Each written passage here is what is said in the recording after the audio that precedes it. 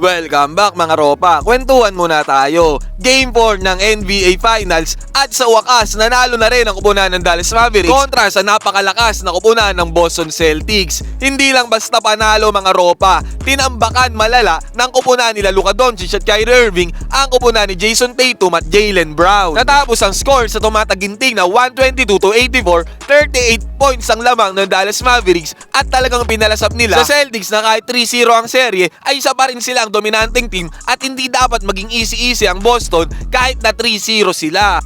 Irving fakes.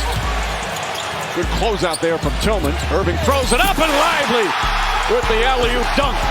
He brings when he comes off the bench.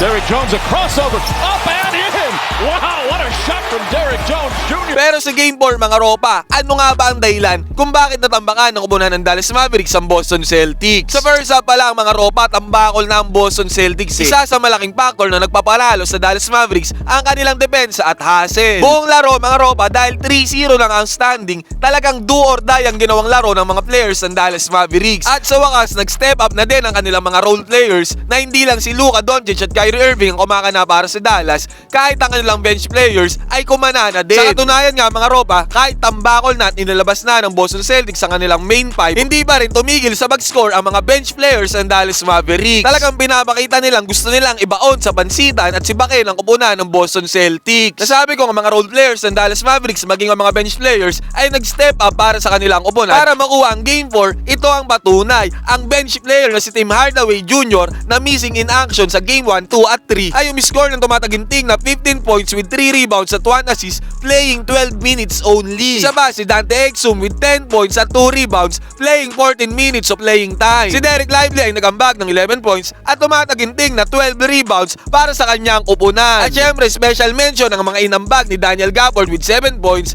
si Derrick Jones Jr. with 5 points, si Maxi Kleber with 5 si points, si Josh Green with 3 points at si Jaden Hardy with 5 points. Ang lahat ng score ng mga role players at bench players na yan ay napaka-importante para matambakan ng Dallas Mavericks ang Boston Celtics sa Game 4. Paano ko nasabi kanyo? Dahil si Luka Doncic ay umiscore ng tumataginting na 29 points with 5 rebounds at 5 assists. Samantalang si Kyrie Irving naman ay nagambag ng 21 points, 4 rebounds at 6 assists. Ibig sabihin, napunan talaga ng bench players at role players ang scoring ng Dallas kung kaya't natambakan nila ang Boston Celtics. Nag-step up sila para ilaban ang kanilang kupunan sa isang do or die game. Kayo mga ropa, what are your thoughts? Ano sa tingin nyo ang nagpapanalo sa kupunan ng Dallas Mavericks sa Game 4? Pwede kayo mag-comment dyan sa baba, magkwentuhan tayo.